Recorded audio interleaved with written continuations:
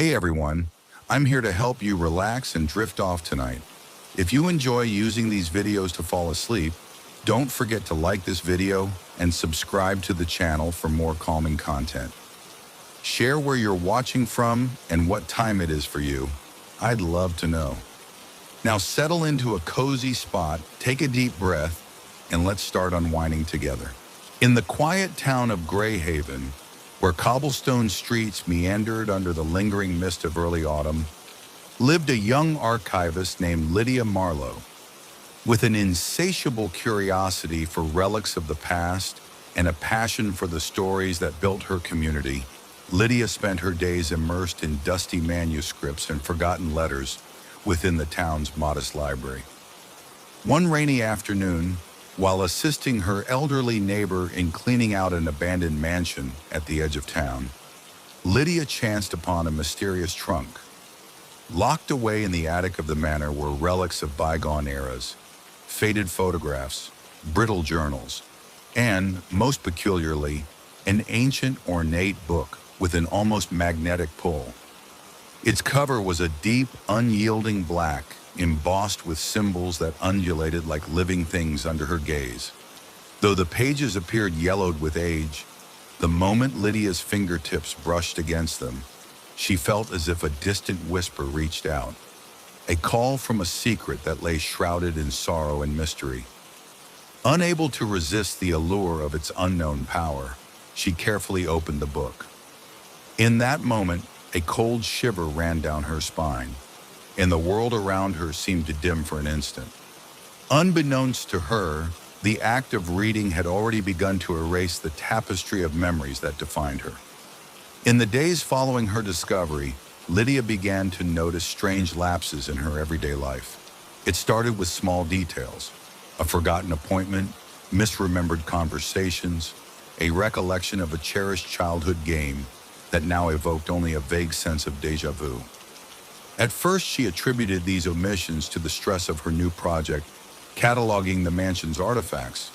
However, as more fragments of her past began to slip away like sand through her fingers, a creeping terror took hold. One morning, as Lydia rummaged through her personal effects to reread an old love letter, she found the envelope blank, as if the words, and with them, the memory of a lost romance, had been scrubbed clean from her mind. The realization struck her with bone-deep dread. The book was not merely a historical curiosity, it was an instrument of erasure, slowly but inexorably stealing her memories. Panicking, Lydia attempted to confront the phenomenon. She reviewed her notebooks, tapped her fingers against the desk, and desperately tried to summon the knowledge of her past. But the more she tried to recall, the more ephemeral her recollections became. Vivid moments of her youth, the face of her best friend, the sound of her mother's laughter, all fading into indistinct shadows at the edges of her consciousness. Determined to halt this unrelenting loss of self, Lydia turned back to the only place she trusted, the town's ancient library. There, among the labyrinthine stacks of brittle documents and leather-bound volumes, she sought any reference to a book of such ominous power. After weeks of poring over arcane manuscripts and obscure treatises on the occult, she came across a passage in an 18th century grimoire that chilled her to the core. Beware the tome of Vestigia, for in its ink flows the oblivion of yore. Those who read it shall wander the corridors of a mind unwoven, a past erased, and a future unanchored in memory. The grimoire described the book as one crafted by a reclusive sorcerer whose grief over personal loss had driven him to seek an end to his own haunting memories. A final, desperate bid for oblivion. Instead, the book, imbued with that profound sorrow, took on a life of its own, ensnaring the minds of those who dared to read its cursed pages. Realizing that the book might be far older and far more dangerous than she had ever imagined, Lydia made it her mission to learn how to break its terrible hold. She vowed to decipher the sorcerer's cryptic instructions, hoping that somewhere within the convoluted incantations lay a key to restoring what had been stolen from her. As Lydia delved deeper into the occult texts, she began to experience more than isolated memory lapses. The barrier between her conscious mind and the depths of forgotten recollections grew thin. In the quiet solitude of her attic room, she encountered vivid dreams where the borders of reality dissolved into a swirling void of half-forgotten faces and murmuring voices. In one such dream, she found herself standing in front of a towering, shadowy figure, an embodiment of the sorcerer who had created the cursed book. His eyes were heavy with sorrow, and his voice, like the rustle of dried leaves, intoned lamentations about the inevitability of forgetting. Throughout these nocturnal journeys, the figure admonished her. In forgetting, you are freed from pain, but in doing so, you surrender the essence of your soul. Seek the mirror of remembrance, else be lost to the void eternal. Though terrified, Lydia clung to these dreams as messages, a dire warning and a cryptic guide to her salvation. Desperate for any hope of reclaiming her memories, she began to experiment with counter charms and rituals described in the grimoire. Late at night, by the flickering candlelight, she recited incantations in an archaic language, mixing oil and herbs in intricate patterns. With each recitation, she felt a fleeting spark of recollection, a name, a familiar scent, a fragment of music long silenced. But then it all would slip away as if consumed by the insatiable void of the cursed tome. As word of Lydia's plight slowly reached trusted friends in Greyhaven, she was not left to battle the curse alone. Among the concerned was Dr. Adrian Wexler, a neurologist with a keen interest in the mysteries of memory, and Marion Fletcher, a seasoned medium renowned for her empathy and uncanny ability to commune with spirits. Together with a few others who had, in their own lives, encountered inexplicable gaps in recollection and unexplainable losses of identity, they formed an unlikely coalition, the Custodians of Remembrance. Meeting in secret within the hallowed halls of the town library, the custodians debated the nature of the curse. Dr. Wexler posited that the book might be exploiting a latent vulnerability in the human memory system, an uncanny ability to absorb and erase neural patterns. Marion, however, viewed the phenomenon through a more spiritual lens. The book was a vessel of karmic retribution, a symbol of an age-old curse upon those who dared to seek forbidden truths. Despite their different viewpoints, they united in a singular purpose: to find a way to neutralize the cursed book and restore what it had stolen from Lydia. Working together, the custodians pored over ancient texts, performed experimental rituals, and even documented their own experiences with fleeting memory loss. Their collaborative efforts gave Lydia strength, and slowly, she began to glimpse fragments of a long-forgotten counter-ritual, a series of symbolic acts and precise incantations meant to reverse the sorcerer's dreadful spell. After months of intense research, with hope and desperation intermingling in every sleepless hour, the custodians finally believed they had deciphered a way to combat the curse. The counter-ritual, as described in the grimoire, required not only arcane words but a profound offering from the heart, a willing surrender of a carefully chosen memory, one that represented both loss and the possibility of renewal. The paradoxical nature of the ritual was its essence. In order to restore what had been erased, one must first let go of a cherished relic of the past, thereby proving that memory, though fragile, is resilient and capable of rebirth. On a moonless night, cloaked in the silence of impending midnight, the custodians gathered in Lydia's attic, which had been transformed into a sanctum of whispered hope. Candles were arranged in a circular pattern, their gentle light forming a fragile barrier against the encroaching darkness. Before the ancient book, resting on a pedestal of carved oak, they placed symbolic offerings: a locket containing a faded photograph, a pressed flower from a long-lost garden, and a diary page scrawled with familiar names and dates. Lydia, trembling and determined, held the locket close, It contained the memory of her mother's voice, a sound that had once filled her with comfort, but which now had slipped into the nebulous depths of her mind. The custodians began to chant in unison in the archaic language described in the text. Their voices, solemn and resonant, wove through the attic as if stitching together the torn edges of time. As the incantations reached their crescendo, Lydia felt an overwhelming surge of emotion, a swirling vortex of pain, longing, and fragile hope. In that trembling moment, she relinquished the locket, offering its memory to the darkness in exchange for the promise of restoration. For several excruciatingly long minutes, the room held its breath. The cursed book glowed faintly, its surface rippling as if a hidden flame stirred beneath its ancient cover. Then, with a subtle sound like the sigh of 1,000 souls, a shift occurred. Lydia's mind, which had been on the verge of blankness, filled with flashes of clear, vivid memories. The laughter of her mother, the warmth of her embrace, and even the tender words of reassurance that had once echoed through her childhood home. Tears streamed down her face as recognition flooded back in a tidal wave of emotion. The ritual had begun to work.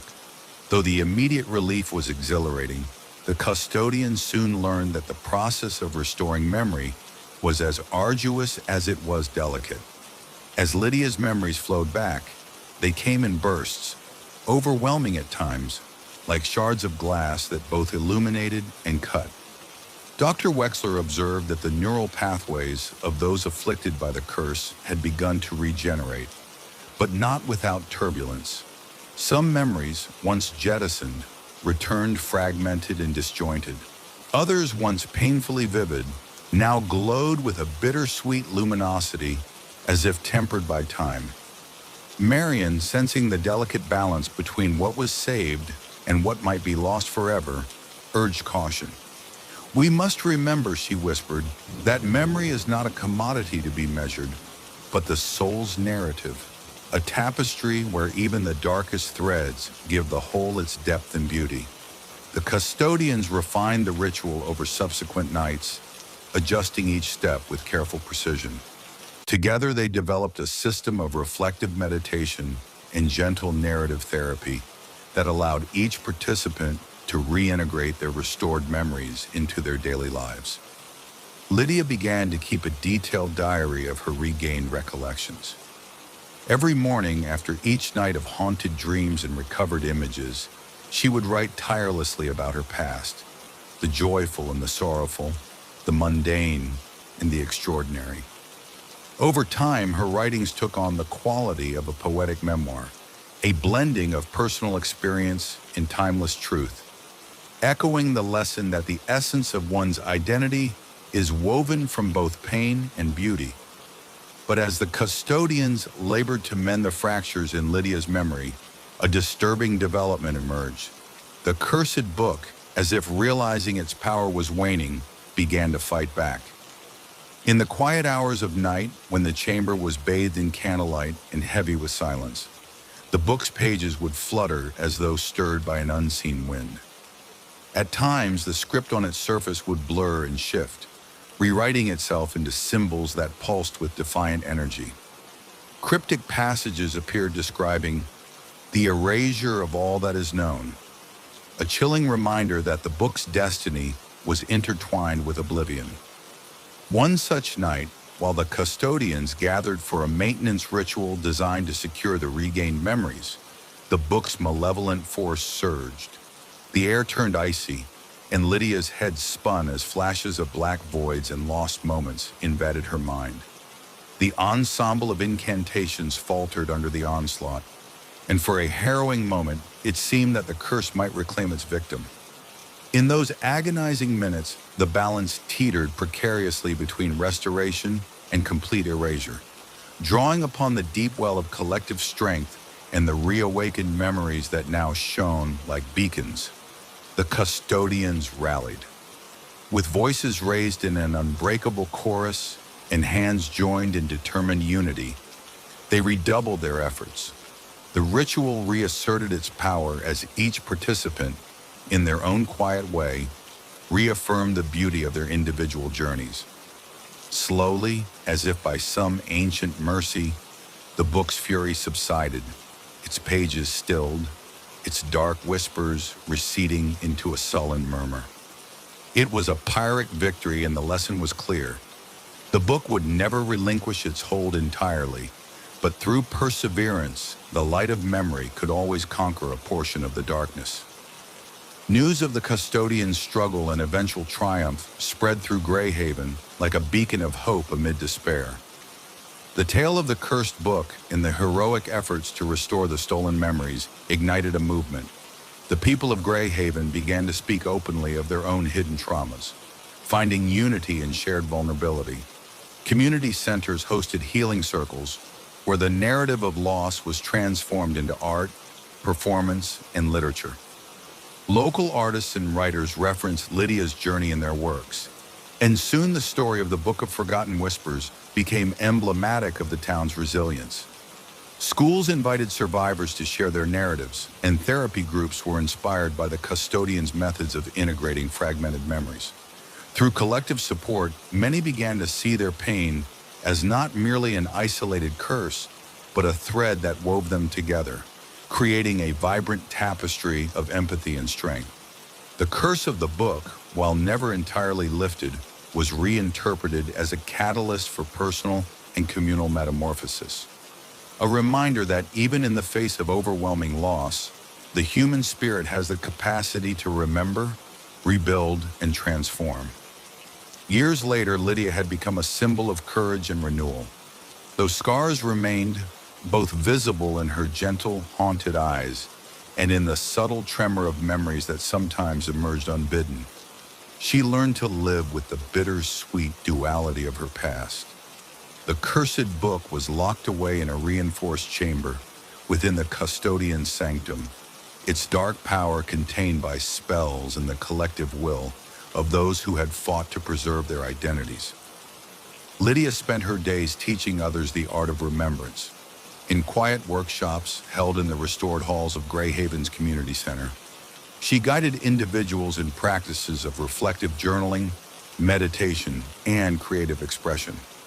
Her book, Shards of Memory, compiled not only her own journey, but also the countless testimonies of those who had reclaimed pieces of themselves. It became a cherished text, one that inspired future generations to acknowledge that the pain of memory is often the soil from which the most profound growth blossoms. The custodians of remembrance continued their work, now joined by new members determined to protect the delicate balance between forgetting and remembering. Their annual rituals and meditation circles, once a desperate effort to restore individual souls, evolved into a festival of communal healing, a celebration of human endurance, where the past was honored as a guide to a brighter future. Long after the tumult of that fateful era faded into memory, the legacy of the cursed book endured in the hearts of those who had faced its darkness and emerged transformed. Lydia's gentle smile, tempered by both grief and hope, became a beacon for others in Greyhaven and beyond. The story of the book that erases its readers' memories was recounted as both a warning and an inspiration, a reminder that while our memories can be fragile, our capacity for healing is boundless. In the quiet corners of libraries, community centers, and even in the hushed whispers of family lore, the tale is told that in the face of the most profound loss, one may find not only the courage to remember, but also the strength to forge a new beginning. Every time a soul embarks on its journey of self-discovery, the echoes of the past serve as both a catalyst and a guide, a testament to the indomitable power of the human spirit to reclaim its light. Thus, the story of the Book of Forgotten Whispers lives on, a sprawling epic of sorrow, resilience, and the eternal quest for identity. A story that teaches us that even when our most cherished memories are stripped away, the truth of who we are remains, waiting patiently to be rediscovered piece by piece with every heartbeat of hope. In the small hamlet of Eldervale, where each sunset painted the sky with strokes of indigo and gold, lived a young wanderer named Adrian Vale. From childhood, Adrian had been captivated by the legends passed down through his family. Tales of mystic thresholds and lands that existed in the memory of the earth. His grandmother used to recount with trembling reverence how, long ago, a hidden gate would appear near the ancient oak grove when the last light of day surrendered to the encroaching night. Intrigued and compelled by a longing he could not yet understand, Adrian spent countless evenings searching the forest's edge. The villagers often spoke of that sacred moment when the air shimmered and the ordinary transformed into the extraordinary. One fateful dusk, as Adrian wandered beneath towering trees whose leaves murmured with the voices of old souls, he felt an inexplicable pull, a soft caress of wind that seemed to murmur, "Come closer, discover what has been lost." After that mysterious night, Adrian could not wrest his mind from his discovery. In the days that followed, he began to seek out every scrap of lore on the ancient world. He spent long hours in Eldervale's modest library, poring over brittle manuscripts and faded maps. There, hidden within a forgotten journal penned by a traveler of old, he found accounts of an ancient civilization known as the Aurealis. The Aurealis were said to have been keepers of secrets, masters of the interplay between memory and dream, and their greatest creation was the Gate of Forgotten Lands. According to the journal, the gate was fashioned in ceremonies under star-strewn skies, its design a culmination of sacred geometry and celestial alignment. It was believed that only when the cosmic forces aligned could the gate reveal the lost lands where time had halted and dreams had been preserved like precious relics. Armed with this new understanding, Adrian resolved to retrace the steps of these ancient keepers, to seek out the site where this mystical arch might manifest. He started speaking to the elders, gathering oral traditions, and mapping natural landmarks. Each account added a layer to the puzzle, hints of hidden markers among the groves, cryptic symbols carved in stone, and the unmistakable pattern of nature's design that pointed toward a place beyond mortal reckoning. On a night when the stars were luminous and the air shimmered with a quiet electricity, Adrian ventured alone into the ancient oak grove on the edge of Eldervale. The full moon bathed the forest in silvery light, and as he reached the heart of the grove, the landscape seemed to pulse with a primordial energy. Then, emerging from the convergence of moonbeams and creeping mists, a structure began to materialize before his eyes. A luminous archway of intertwining light and shadow. The gate was unlike anything he had ever seen. Its form was fluid, as if not carved from solid matter, but woven from the very essence of forgotten dreams. Adrian stood transfixed, heart pounding, as the portal hummed softly, a sound like the delicate chime of distant bells. In that moment, time seemed to stall. He felt the weight of all that had come before, and the promise of what lay beyond the threshold, inviting him to cross from the realm of the known into that which had been left behind by history. Though fear tinged his soul, an overwhelming sense of destiny propelled him forward. With a deep breath and a heart brimming with quiet resolve, Adrian stepped through the radiant threshold. Instantly, he was transported into a world that defied the logic of his past, a land of surreal beauty and ancient splendor, where the boundaries of time had dissolved. The forgotten land stretched before him like a dreamscape of luminous meadows, towering spires of vine-entwined stone, and crystal lakes that shimmered with an inner light. Ethereal mists wove through the air like silent dancers, and a soft, otherworldly melody resonated in the distance, an elegy for forgotten epics and lost civilizations. As Adrian wandered the streets of this spectral domain, he realized that he had entered a repository of memories, a place where the hopes, regrets, and dreams of those who had long vanished were preserved in every ripple of water and every echo of stone. He encountered luminous beings, apparitions in the guise of ancient citizens who roamed the labyrinthine corridors of a once majestic palace. Their expressions were serene yet marked by an ineffable melancholy, and they greeted him in silence as though acknowledging the return of a kindred spirit from a forgotten past.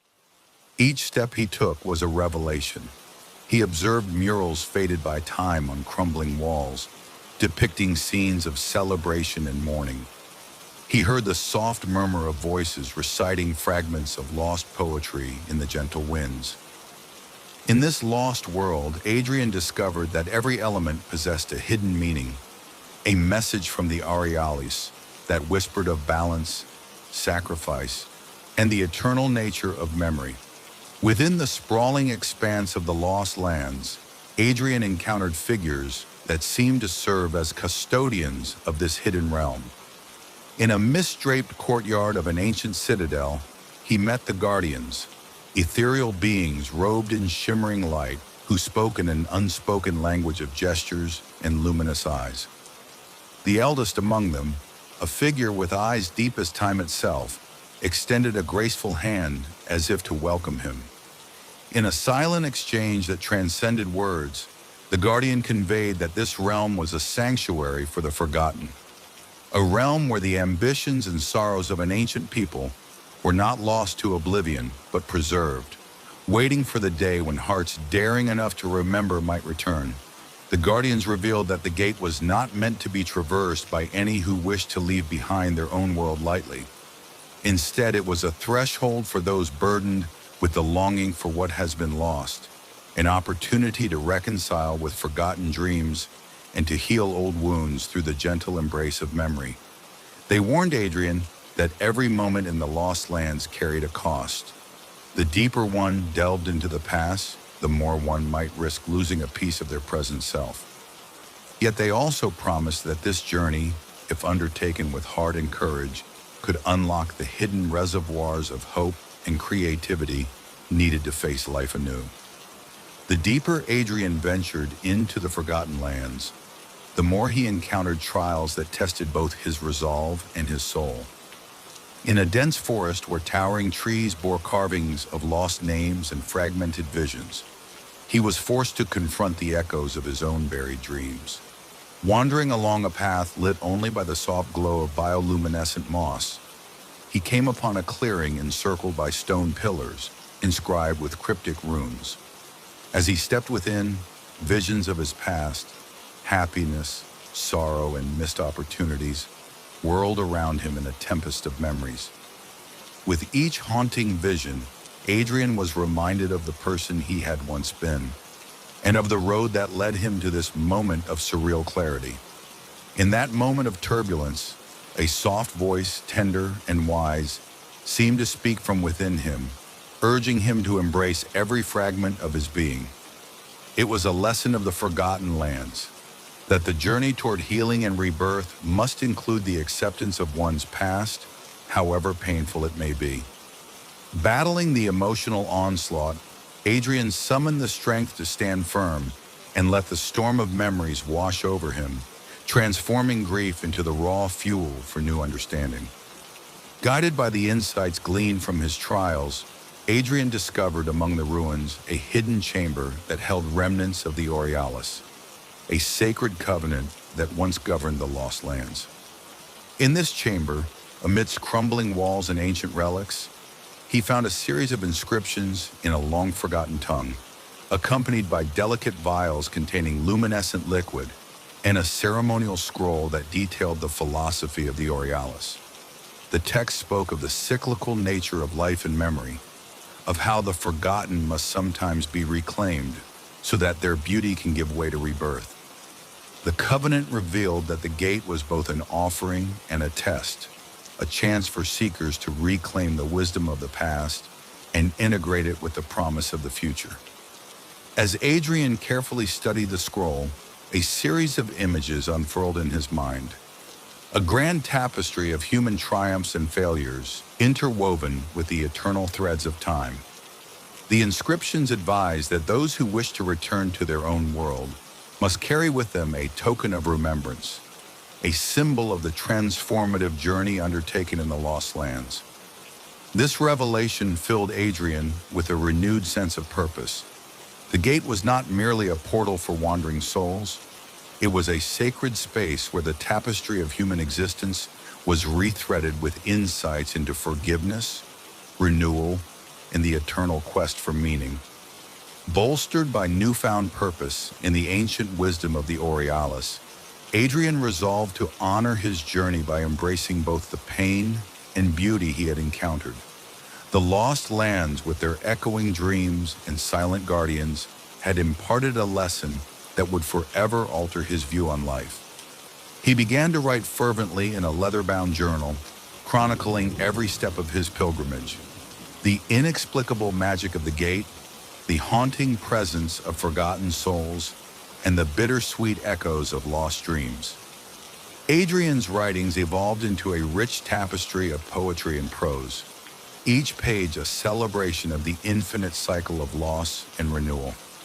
Inspired by his journey, he returned to Eldervale with a heart no longer burdened solely with yearning for an unreachable future, but with the luminous understanding that every step in life, every moment of profound longing, was an essential part of the voyage towards self-discovery and healing. In this way, the Forgotten Lands had not only revealed their mysteries to him, but had ultimately helped him rediscover his own hidden strengths. After what felt like an eternity spent among the phantasmal wonders and sorrowful beauty of the Lost Lands, the time finally came for Adrian to return. Clutching the token of remembrance, a small, intricately carved amulet inscribed with the Aurealis runes, he approached the gate one final time. In a moment that seemed to stretch into forever, the luminous archway pulsed with gentle light. The ethereal guardians silently acknowledged his journey, their spectral eyes glistening with approval, before the gates slowly began to close behind him. The transition back to his own world was at once disorienting and exhilarating. As Adrian stepped into the familiar environs of Eldervale, he carried with him the memories of the Forgotten Lands, a silent archive of every lesson learned and every vision witnessed. The experience left him transformed, imbued with a quiet wisdom that would guide him through the remainder of his days. He knew that although the gate might open to others in time, the true magic lay not in the destination itself, but in the journey that reshaped every soul who dared to cross its threshold. In the years that followed, Adrian became a revered storyteller and chronicler in Eldervale. He organized gatherings under starlit skies where villagers and travelers alike would come to listen to his tales of the Forgotten Lands, a realm where lost dreams were resurrected and ancient memories breathed life into the present. Through his rich narratives, Adrian reminded them that while the gate might remain an elusive portal, the lessons of the journey were eternal. His writings, compiled in the celebrated manuscript Whispers of the Forgotten, served as a beacon of hope, encouraging others to seek out the hidden layers of their own hearts and to honor both the pain and beauty of the life they led. The legend of the gate that opened to Forgotten Lands became interwoven with the cultural fabric of Eldervale. Festivals celebrated the memory of the lost lands. Art and music were inspired by the ephemeral visions, and the gate itself was regarded as a sacred threshold, a reminder that every ending births a new beginning, and that even the most unreachable dreams remain forever within the reach of a determined heart. Decades later, when the sun had set on Adrian's remarkable journey, the memory of his pilgrimage lived on in every whispered tale, every poem, and every hopeful glance cast toward the ancient woods. The gate, though it now appeared only fleetingly in the rain-swollen reflection of an old pond, or in the glimmer of twilight on a weathered window, retained its mystic charm. It had become a symbol, not of despair at unfulfilled ambitions, but of the eternal promise that the path to discovery is endless, and that the forgotten lands, filled with the beauty of lost dreams, remain available to those brave enough to seek them. Thus, the story of the gate that opens to forgotten lands endures as an epic of hope, transformation, and the unyielding quest for understanding. A legacy that whispers in every rustling leaf in every soft sigh of the wind, that every soul harbors a secret yearning for the forgotten, and that every journey, however long and winding, is its own reward. Evelyn Sterling, a young archivist with a keen eye for forgotten treasures, first encountered the peculiar window during a summer renovation of her ancestral home, a creaking manor on the outskirts of Veridel. While exploring the dusty corners of the attic, beneath layers of old portraits and brittle letters, Evelyn discovered a heavy carved oak frame set incongruously in a wall of a sealed chamber. Unlike the other worn windows of the manor that offered views of overgrown gardens or dilapidated courtyards, this one seemed to possess a clarity that defied its age. The glass, smooth and unblemished as if newly made, sparkled with an inner light. Intrigued and cautious, Evelyn lifted a corner of the tattered drapery and peered through. In the faint glow of twilight, rather than the expected view of the decaying estate, she witnessed a breathtaking panorama, a sprawling metropolis of silver spires and verdant towers, shimmering beneath a sky of vibrant hues. The scene was utterly alien to her, a glimpse into a future not her own, a window into another world. Though puzzled and somewhat unnerved, Evelyn felt an inexplicable pull. The discovery set her on a path to explore the origins of this extraordinary artifact and the future it revealed. Haunted by the vision of that otherworldly metropolis, Evelyn began to document her experiences meticulously. Night after night, in the quiet hours before dawn, she would return to the secret chamber to gaze through the enchanted window. Sometimes the scene shifted imperceptibly, a new building emerging where none had existed before, or soft rays of a radiant sun illuminating unfamiliar vistas. On one particular night, as a gentle rain pattered against the manor's old stone walls, the window's glass transformed again. This time, Evelyn saw a world in motion. Bustling streets with people of diverse cultures interacting with advanced yet elegant technologies. Parks and gardens alive with bioluminescent flora, and a sky painted in hues that seemed impossible for this earth. The visions were vivid and pulsed with energy, as if the window were a living connection to a destiny still unfolding. In her journal, Evelyn recorded every detail, every glimmer of architecture, every ripple in the future's air. Though excitement mingled with trepidation, she became determined to understand the true nature of the window and whether the future it revealed was a fixed fate or a possibility that could be altered by the choices made in her own time. Evelyn's investigation soon led her to the manor's long-forgotten archives, where dusty scrolls and leather-bound diaries hinted at a mysterious past. Among the brittle pages of an 18th century ledger, she found a single entry penned in elegant script. "Behold the portalis speculum, a portal for the wanderer of dreams, that which shows the future of a realm yet born, to be glimpsed only by those who seek truth beyond the horizon."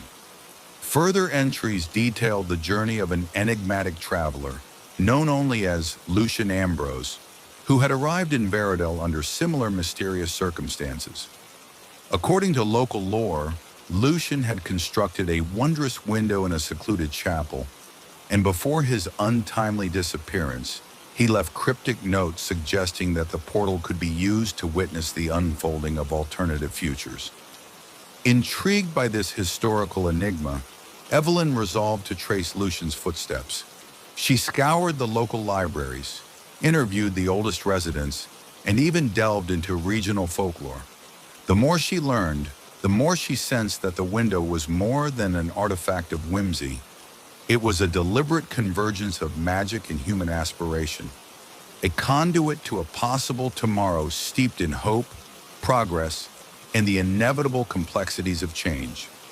As word of Evelyn's discovery began to spread in discreet circles of scholars and mystics, a small circle of fellow seekers emerged. Among them was Dr. Marcus Hale, a physicist with an unconventional interest in the intersection of quantum theory and metaphysics. Lila Gray, a poet whose verses captured the ephemeral nature of dreams, and Silas Mercer, a reclusive artist rumored to have once encountered prophetic visions. Drawn together by a shared passion for the unknown, they formed a study group dedicated to understanding the window's powers in the future it unveiled. Late one evening, under a canopy of stars in the gentle light of the full moon, the group gathered in the manor's secret chamber. With hushed voices and trembling anticipation, each member took a turn observing the window's reflections. As they watched, the scene on the other side shifted and expanded, revealing elements that resonated with each individual's deepest hopes and fears. Marcus saw in the shimmering cityscape the scientific marvels that might propel humanity into a new era. Leela's eyes sparkled with lyrical glimpses of a society where art and nature coexisted in profound harmony. And Silas felt the stirring of colors and emotions that defied description, as if the window was an invitation to create an entirely new form of art. The meeting ended with quiet determination and a vow to collaborate on deciphering the secrets of the window. They agreed to record their observations, share interpretations, and delve further into the arcane knowledge that Lucian Ambrose had left behind. The collaborative energy imbued the chamber with warmth and possibility, as if the window's reflections were echoing not merely the future of another world, but the very potential of their own destinies. In the weeks that followed, the group's investigations took them deep into the theories of time, alternate realities, and quantum mechanics. Dr. Hale explained that modern physics entertained the notion of parallel dimensions, worlds that exist simultaneously yet distinctly from our own, intersecting at moments of possibility. He proposed that the window might be tapping into one such alternate timeline, a future that was not fixed but could be influenced by the actions of those who witnessed it. Together, the group experimented with subtle changes in the environment around the window. They observed that the reflections sometimes altered based on their collective mood. At times when the room was filled with hope and luminous creativity, the future scene on the glass shimmered with vibrant colors and gentle innovation. On other occasions, when the air grew thick with melancholy or uncertainty, the vision appeared darker, more dystopian. The experiments led to heated discussions about fate, free will, and whether the future was an immutable destiny or an ever-mutable tapestry woven by human choices. Each discovery deepened the mystery, entwining science and mysticism, logic and emotion, until the window emerged not only as an interface to another world, but as a mirror reflecting the latent power hidden within every dreamer's heart. For Evelyn, the window began to function as a mirror to her own soul. As she observed the future of another world, she saw reflections of her long-held aspirations and unspoken regrets. In moments of quiet introspection, the window revealed intimate visions, a society where compassion and innovation intermingled harmoniously, where the barriers between cultures had dissolved, and where art and science danced together in endless possibility. Yet it also exposed shadowed echoes, the pain of lost opportunities, the scars of personal failures, and the heavy cost of misguided ambitions. These revelations spurred a transformation within her. Determined to align her life with the luminous potential she witnessed, Evelyn embarked on a personal journey, a quest to change not only the future in the window, but also to rekindle her own dormant passions. She began writing fervently, composing intricate essays that pondered the nature of destiny, and painting canvases that intertwined the ephemeral beauty of tomorrow with the raw emotions of the present. With every brushstroke and every heartfelt word, she felt a part of her spirit uplifted, as if the window's vision was gradually merging with her own future. Simultaneously, the group organized a series of community workshops in Veridel, inviting villagers and curious visitors to explore their own dreams and confront the barriers that held them back. They called these events Reflections of Tomorrow, a time for collective healing, creative expression, and the gentle reimagining of life's possibilities. In each session, the enigmatic window served as a focal point, a reminder that the future, in all its complexity, was ripe for transformation if only the heart dared to dream. As the group's work deepened, the boundaries between the reflected world and their own began to seem less rigid. Unexplained coincidences arose. An invention they had discussed in one meeting appeared in the window's futuristic panorama. A poem recited by Lila seemed to echo in the whispers of the city's neon-lit streets. The scholars started to wonder whether the window could serve as a bridge, a two-way portal that might one day allow communication between worlds. Late one evening, when the moon was high and the chamber bathed in silvery light, Silas, the reclusive artist, claimed to see a figure moving within the reflected vision, a ghostly silhouette that was not part of the cityscape. Intrigued and deeply unsettled, the group watched as the figure drew closer to a vast, luminous plaza that pulsed with the rhythm of an unknown metropolis. At that moment, the reflection pulsed once, as if in acknowledgement, and then the figure vanished, leaving behind a faint, resonating chord that lingered in the silence. Many wondered if this was a signal from that other world, a beckoning invitation or a silent plea for help.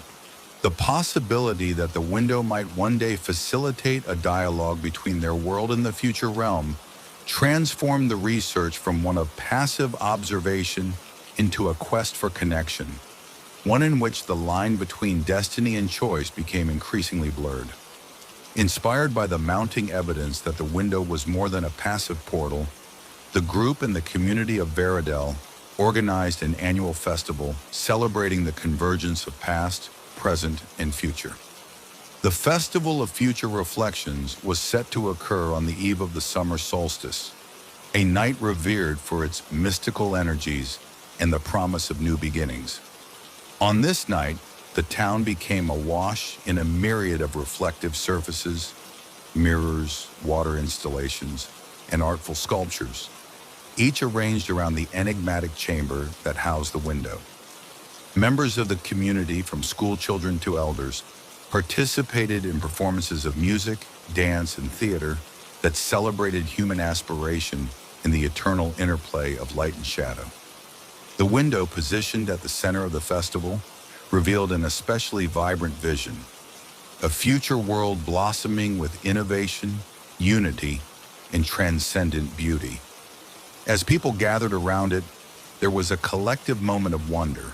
For a brief time, reality seemed to merge with the vision, and all present felt that they were part of an unfolding legacy that extended far beyond their own lives. The Festival of Future Reflections became an annual ritual of hope, a celebration of the idea that while the future is never set in stone, it is a canvas on which every heart may paint its brightest dreams.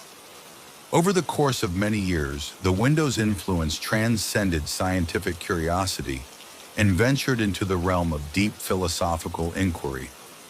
Debates and symposiums were held in the cultural center of Veridel, where scholars explored the ethical and existential questions raised by the portal to another world. Could glimpsing the future alter the course of one's destiny?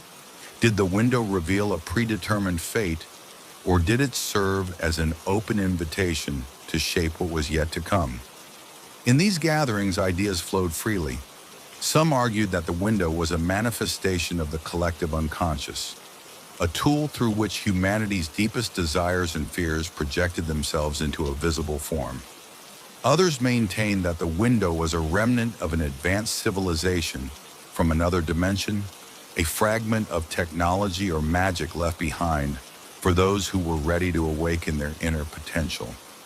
Amid the heated debates and shared revelations, a unifying insight emerged, that the future, as seen through the window, was not a rigid inevitability, but a vibrant tapestry, continuously woven by the choices and dreams of every soul. Evelyn and her colleagues, having spent years observing and experiencing the window's visions, began to see that its true gift was its ability to ignite the imagination. It encouraged people to reflect on their lives, to reassess their visions of tomorrow, and to embrace a philosophy of possibility, even in the face of uncertainty. As the years turned into decades, the window that showed the future of another world remained a cherished emblem of Veridel's identity. Its reflections, ever shifting and full of mystery, continued to inspire artists, scientists, and dreamers from near and far. The research and artistic endeavors that had sprouted from its influence evolved into a living legacy, an interdisciplinary movement that celebrated the transformative power of imagination, technology, and the resilient human spirit. Evelyn, now in the autumn of her life, became a revered mentor whose lectures and writings on the nature of time and possibility were widely celebrated. Her seminal work, Reflections of Tomorrow, The Window's Gift, was published and became a guiding text for those who sought to navigate the uncertain terrains of the future. Through her efforts and the collective energy of Veridel's community, the window was no longer seen as a mere curiosity, but as a symbol of endless renewal, a beacon that urged each person to look beyond the confines of the present and dream boldly of what could be. In quiet moments when the night was still and the world held its breath, one might stroll down to the old chamber where the window resided. There, in the silvery glow of the moon, the reflection of a vibrant future would shimmer, a reminder that every tomorrow begins in the quiet depths of possibility. Long after the founders of this movement had passed into legend, the window continued to whisper its promises to each new generation. Its future viewing pane remained a portal to dreams not yet realized, a living metaphor for the idea that the future is a canvas upon which every person may paint the story of their life. In the bustling streets of Veridel, in the quiet solitude of reflective pools in the countryside, and in the hearts of those who dare to imagine better tomorrows, the window's legacy endures. Thus, the story of the window that shows the future of another world lives on as a sprawling epic of wonder and possibility, a testament that while the future may be shrouded in mystery, it is also open to interpretation, destined to be reshaped by the courage and creativity of every dreamer who gazes into its glass and dares to believe. In every ray of light that touches the window, in every whisper of possibility carried on the breeze, there lies an enduring invitation to look beyond the veil of the present, to embrace a future interlaced with hope, and to understand that the power to shape tomorrow lies within each and every heart. For as long as the people of the little village of Larkwood can remember, there have been legends of a mansion that appears only when one gazes into reflective surfaces. It is said that during moments when reality is softened by the dusk, or when the silver light of the moon kisses still water, the image of a splendid manor materializes, a building of elegant spires, ornate balconies, and intricate stonework. Elders recall that this mansion, once known as House Mirabelle, was a center of opulence and secret passions in centuries past. Yet a calamitous fire and a series of personal tragedies caused the estate to vanish from human sight, leaving only its memories preserved in old portraits and diaries. Some claim that House Mirabelle was cursed, its grandeur destined only to exist in the realm of reflection, a world where time is malleable and truth hides in the interplay between light and shadow. In Larkwood, the legend is passed down through generations.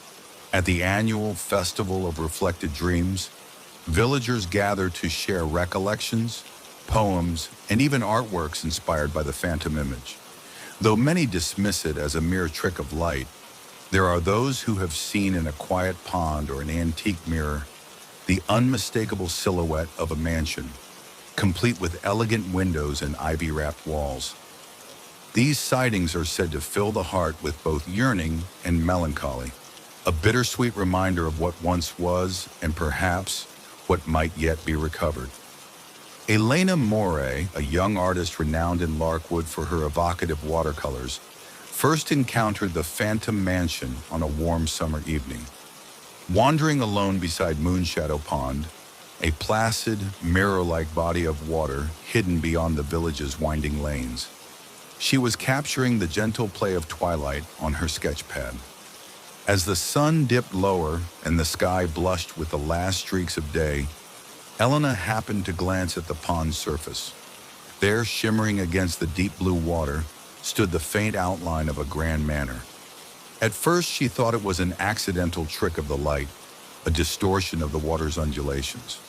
But when she returned the next night with careful preparation, a tripod, a camera, and her trusty sketchbook, the image reappeared, more distinct and haunting than before. Elena spent hours in quiet wonder, tracing the elegant curves of arches, the delicate spires rising against the night, and the distant glow of windows that seemed to offer silent promises. The mansion looked transient, as if it existed on the threshold between dreams and reality. Determined to uncover its mystery, she resolved to document every nuance of its appearance. Little did she know that her discovery would ignite an obsession, drawing her into an intricate web of history, art, and the deepest recesses of the human heart. Back in Larkwood's modest public library, Elena began her research in earnest. In the brittle pages of a centuries-old town chronicle, she discovered the story of House Mirabelle, a once magnificent estate built by a wealthy patroness. Emilia Mirabelle, whose life was filled with passionate romance and sorrowful loss. House Mirabelle was famed for its beauty and its secret salons of artistic and intellectual exchange. However, one mysterious night, a raging fire consumed much of the estate. Emilia, overwhelmed by grief and despair, vanished without a trace, and the mansion, it was said, dissolved into the mists of time. Some accounts suggested that in a final act of desperation, Emilia had prayed for her home and her memories to be preserved beyond mortal decay. A miracle or a curse, depending on whom one asked. Fascinated by the possibility that the phantom mansion was in fact a reflection of House Mirabelle's lingering soul, Elena scoured local archives and interviewed elderly residents. Stories varied. Some spoke of strange sounds emanating from old ruins. Others recounted vivid dreams in which Emilia's voice urged them to remember the beauty of what was lost. Each piece of evidence, no matter how inconclusive, added layers to a tapestry of legend that called to Elena as a muse to her art. Inspired and haunted by the stories she had uncovered, Elena began to experiment with new techniques in her artwork. Late nights in her cluttered studio became devoted to painting the elusive mansion as it appeared in reflections. She sought to capture not just its physical form, but the emotional weight it carried, the sorrow of lost glory, the ghost of unfulfilled dreams. Every brushstroke was an attempt to bridge the gap between the reality of a forgotten past and the intangible allure of memory. Her paintings grew in size and intensity, each one a layered narrative in itself. In one, the mansion's silhouette was superimposed over a background of star-splattered heavens. In another, the reflective water bore hidden symbols that hinted at secret chambers and concealed corridors. Critics in nearby towns marveled at the haunting quality of her work, though few could pinpoint exactly what it evoked. To Elena, each completed painting was both a step closer to the truth and a reminder that some mysteries are meant to be experienced rather than solved. One night, as autumn deepened and the nights grew longer, Elena decided to return to Moonshadow Pond with a renewed sense of purpose. The air was cool, and the moon shone with a crisp silver clarity. With her easel set up on the bank and her heart open to what might appear, she waited in near silence.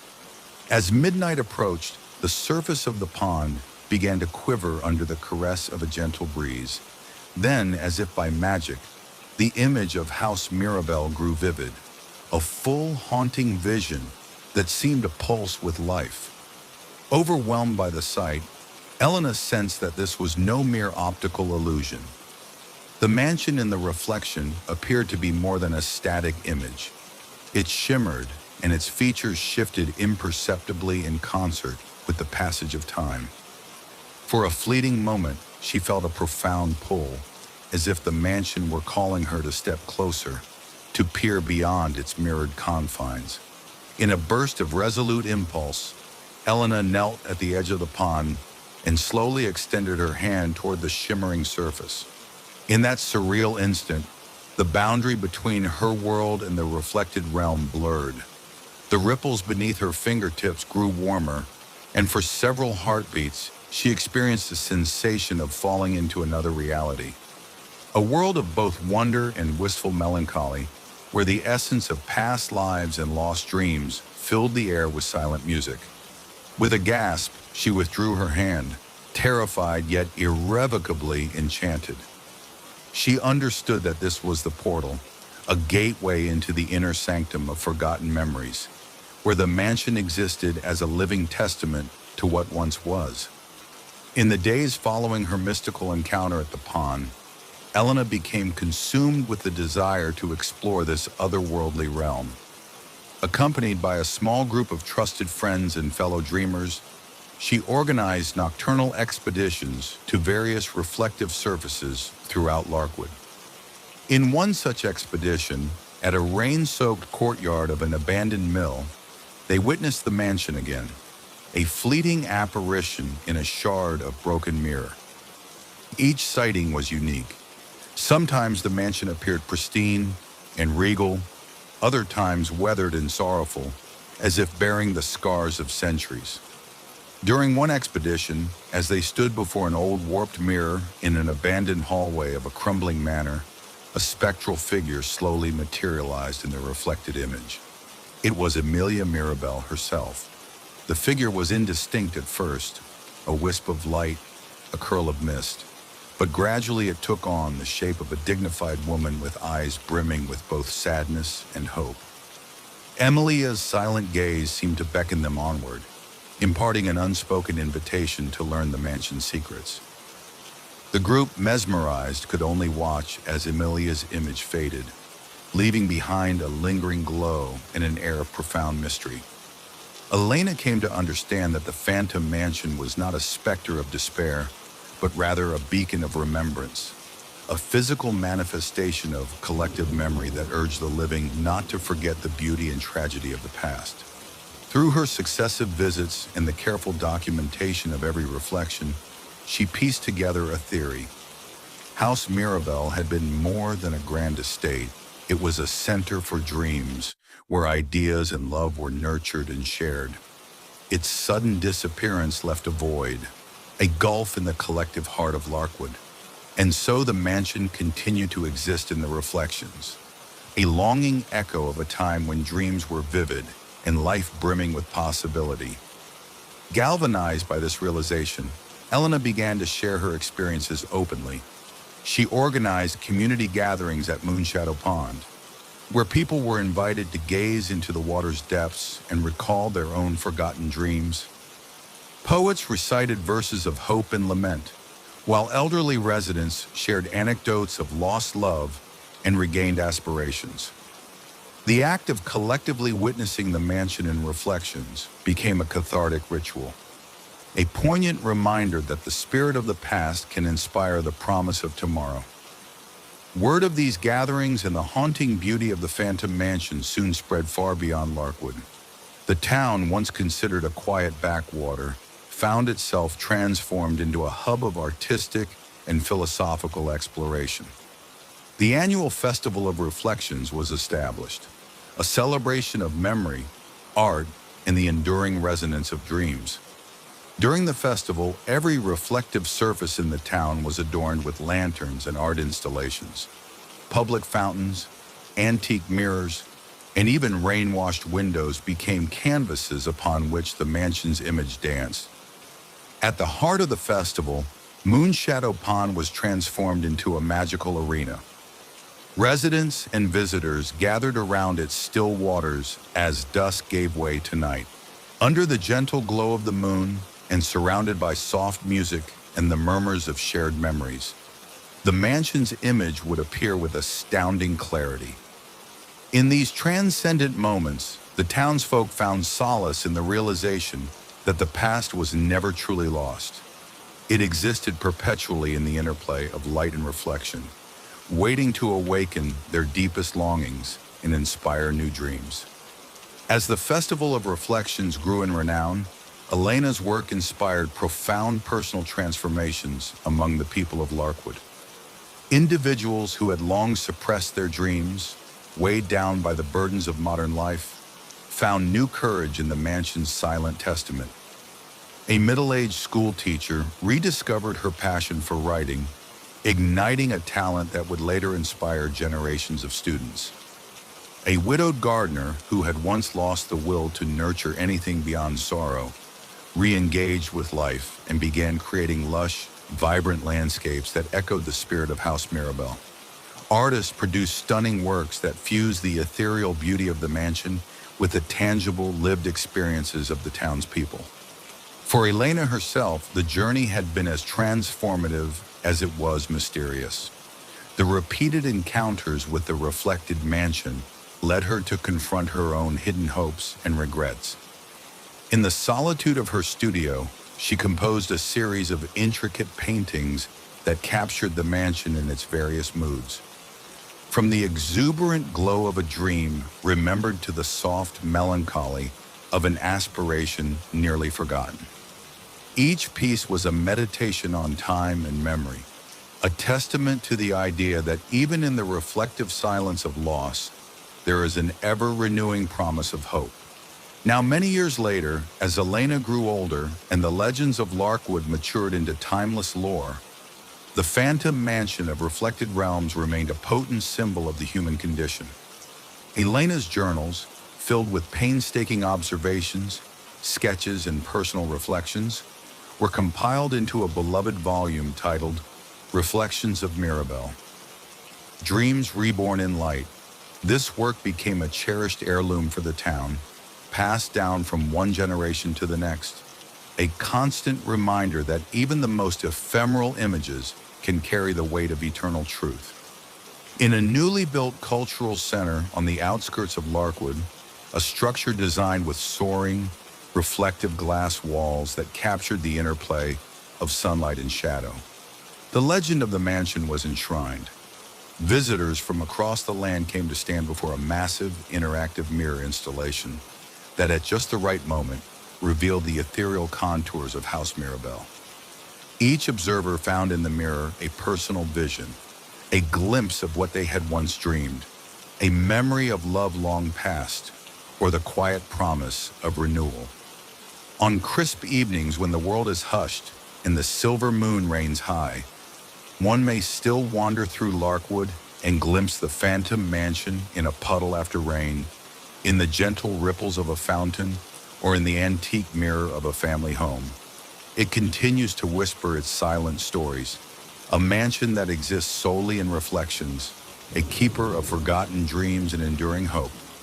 The legacy of House Mirabelle is not merely a tale of loss. It is a celebration of the beauty in remembering, in reclaiming what was once cherished, and in daring to dream once more. In every reflective surface the mansion endures, a timeless echo of the past intermingling with the promise of a future where every hidden truth may find its light. For the people of Larkwood, the Phantom Mansion is a constant reminder that life's most profound beauty lies in the delicate interplay between memory and imagination, between what is seen and what is felt in the quiet depths of the soul. Thus, the story of the mansion that appears in Reflections lives on as an epic of hope and renewal, a tale that invites every seeker to look deeply into the mirrors of their own hearts, to remember and to dream. Long before modern memory recorded its tale, the harp was born in an era lost to the annals of time. In a secluded valley beneath storm-racked peaks, a gifted artisan named Lysander lived in solitude. His heart was heavy with grief for a love that had been snatched away by fate, a beloved muse whose presence had lit his world before vanishing like a wisp of smoke. Desperate to keep her memory alive, Lysander poured his sorrow and his soul into his craft. In the hush of a moonlit night, he fashioned a harp from the gnarled wood of an ancient tree and silvered its strings with the essence of his unending grief. The resulting instrument emitted a sound that, according to the village seers, captured the very soul of despair. Its notes carried echoes of lost embraces and unfulfilled promises, and it was said that whenever its music filled the air, even nature itself seemed to weep. Yet Lysander's creation was not without its curse. In his fervent desire to bind the memory of love to his art, he inadvertently sealed the harp with an enchantment of sorrow. Henceforth, the harp would be forever destined to play only songs of despair, a ceaseless elegy for love, loss, and the dark corners of the human heart. After Lysander's passing, the harp vanished into legend. For centuries, it moved from one sorrow-stricken soul to another, appearing in the hands of minstrel vagabonds, forlorn aristocrats, and haunted mystics. Each owner, drawn by the irresistible pull of its despairing melody, soon discovered that the instrument's music carried with it the weight of inescapable melancholy. In whispered legends across distant lands, travelers spoke of mournful strains heard in the dead of night, music that seemed to come from nowhere and linger long after the note had faded. In one tale, the harp resurfaced in a ruined castle in the Highlands, played by a forlorn bard named Rhys. His voice, a low and aching tenor, melded with the harp's lament, conjuring visions of ghostly lovers reunited under the spectral glow of a blood moon. Though Rhys's songs brought him momentary fame, they also brought ruin. His music, infused with the harp's sorrow, sank into his soul and left him a ghost of his former self. In each retelling, the harbinger of despair also offered a lesson. The embrace of deep sorrow was inextricably linked with the prospect of healing, should the heart have the fortitude to transform grief into understanding. In the modern age, in the bustling coastal town of Aramore, where the sea met cliffs with timeless majesty, a young librarian named Celeste Amory, known for her insatiable curiosity about legends and lost art, stumbled upon a curious exhibit in a dusty corner of an ancient antiquities store. Hidden beneath a faded velvet cloth lay the harp of sorrowful echoes, its intricate design and melancholic aura unmistakable despite the passing centuries. Intrigued by the harp's reputation and the sorrow that seemed to emanate from it, even in the dim light of the shop, Celeste acquired the instrument with a mix of trepidation and wonder. Returning to her small apartment lined with books and relics of forgotten lore, she found herself drawn to the harp as if it whispered secrets of distant ages. That very night, compelled by an impulse she could not deny, Celeste set the harp before a mirror and with trembling fingers strummed a single chord. The sound that resonated in the silent room was heart-wrenching, a pure, unadulterated note of despair that spoke directly to the deepest recesses of her soul. In that moment, as tears streamed down her face, she understood that this was no ordinary instrument. It was a portal to the rich tapestry of human sorrow, and perhaps through it, a means to transmute that sorrow into something transcendent. The nights that followed were a period of both torment and revelation for Celeste. As she played the harp, the music would swell into a symphony of despair, each note a delicate lament of hearts broken by time and misfortune. With every strum, she perceived visions of lives irrevocably altered by loss.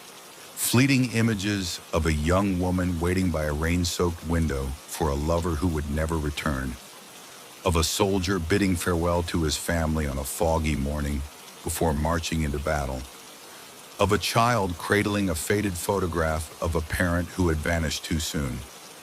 These visions, though deeply painful, carried with them the quiet promise that in remembering sorrow, one could also celebrate the beauty of what was once cherished.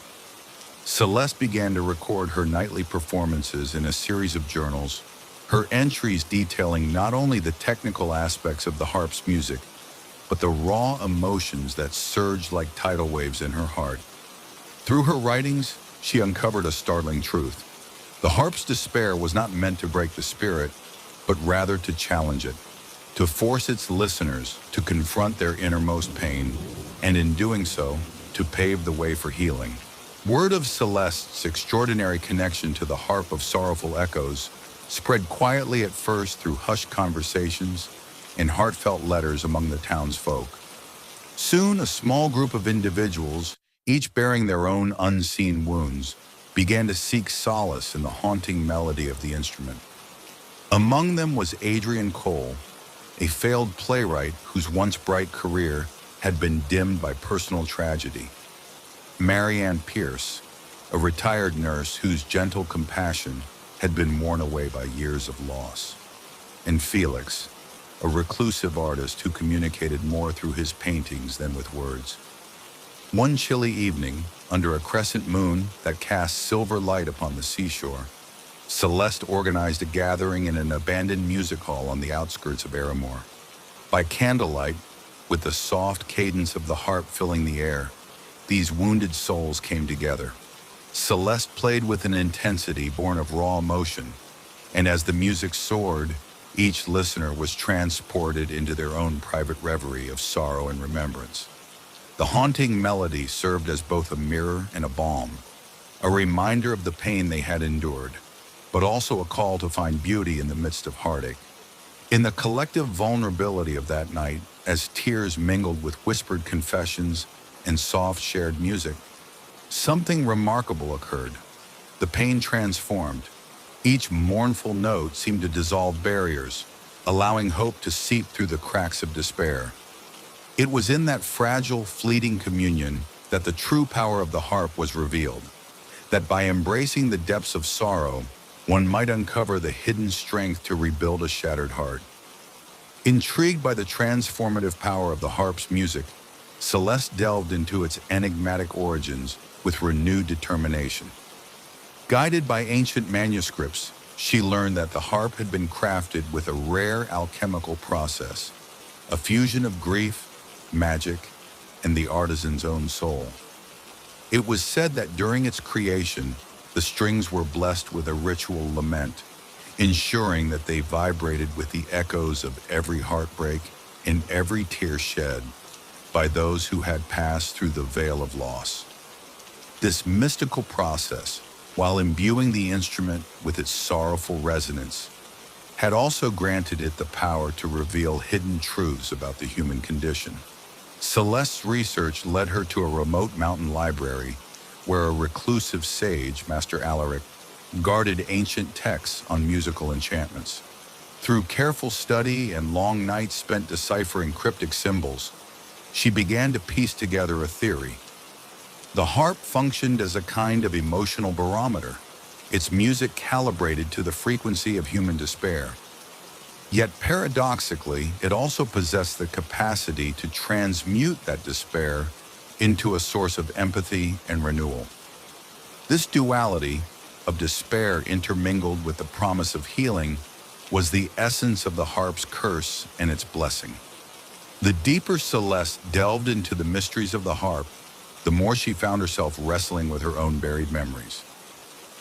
The instrument's songs began to unlock long-forgotten chapters of her past, a childhood marked by the loss of a cherished friend, the quiet sorrow of unrequited love, and the subtle pain of dreams that never came to fruition. Each session with the harp was a journey into a labyrinth of emotion, where joy and despair coexisted in an intricate dance. Not everyone who encountered the harp's music was prepared for its profound intensity. There were nights when its notes plunged listeners into a state of near crisis, forcing them to confront the darkest corners of their souls. In one particularly harrowing evening, as heavy rain pounded the windows and thunder roared like ancient grief, Celeste herself nearly succumbed to despair. Overwhelmed by the torrent of emotion, the weight of every loss and every shattered hope, she stood trembling before the instrument, on the brink of surrender. But in that moment, as her vision blurred with tears, she resolved to embrace the full spectrum of her feelings. In accepting her vulnerability, she discovered a resilience that allowed her to transform her pain into art, a phoenix rising from the ashes of her own desolation. As word of the transformative power of the harp of sorrowful echoes spread, Celeste's musical gatherings evolved into a sanctuary of healing. The abandoned music hall, once echoing with solitary laments, became a stage for a burgeoning movement of individuals seeking to reconcile with their past. People from all walks of life, poets, musicians, lovers, and wanderers, joined in communal sessions where the harp's melancholic strains offered a pathway toward emotional catharsis. Each meeting began with a period of silent reflection, during which the listeners would close their eyes and allow the plaintive notes to wash over them. Slowly, as the music deepened, they began to share stories, whispers of lost loves, confessions of regret, and declarations of hope amid hardship. Through these shared narratives, the collective despair was gently transmuted into a reservoir of empathy and solidarity. In that confluence of sorrow and kinship, every mournful chord resonated as a shared heartbeat, a reminder that while individual suffering may feel overwhelming, it is also the common thread that binds humanity together. The gatherings came to be known as evenings of sorrowful remembrance, and with each passing session, participants found themselves healing not only from their own wounds but also learning the art of compassionate listening, an alchemy that turned despair into strength and vulnerability into beauty. Years flowed by like gentle streams through a valley of memories, and the harp of sorrowful echoes became more than a cursed relic. It grew into a symbol of transformation and shared human experience. Celeste's tireless work, both as a musician and a chronicler, was captured in a compendium titled Songs of the Wounded Heart. In its pages, she detailed the myriad ways in which the haunting melody had touched lives, rekindled lost hopes, and even inspired new creative endeavors. Local schools began teaching children not only the beauty of music, but also the importance of acknowledging sorrow as part of the tapestry of life. Art exhibitions, poetry slams, and intimate concerts celebrated the intertwined dance of despair and recovery. In every corner of Aramore and the surrounding region, the legacy of the harp echoed as a reminder that though life may be punctuated by moments of profound grief, these very moments can serve as catalysts for compassion, transformation, and ultimately, healing. Celeste herself grew into a revered elder, a wise guardian of the shared memories and collective pain that had once threatened to overwhelm so many. With each passing generation, the legend of the harp and its sorrowful songs evolved from a tale of cursed lamentation into a hymn of hope and resilience. In the final phase of her long and tumultuous journey, Celeste dedicated herself to ensuring that the voice of the harp would never be silenced. On a tranquil autumn night, beneath a vast canopy of stars, she organized a grand memorial concert in the rejuvenated music hall, a celebration of life's bittersweet symphony. Here, the harp of sorrowful echoes played its final nocturne for a generation on the cusp of embracing both its heartbreak and its healing. As the delicate strains of the harp mingled with the gentle murmur of the gathered crowd, each note sparkled with the tears and joys of 1,000 untold stories. In that transcendent moment, time seemed to pause.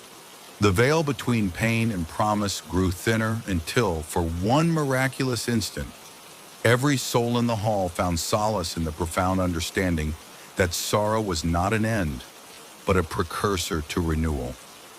The concert ended not in silence, but with a resounding chorus of applause, hopeful murmurs, and tearful smiles. A living testament to the power of vulnerability and the unyielding human capacity to rise, again and again, from the depths of despair. Long after Celeste's gentle hands had no longer coaxed the harp's lament from its silvered strings, the legacy of the harp of sorrowful echoes continued to resound.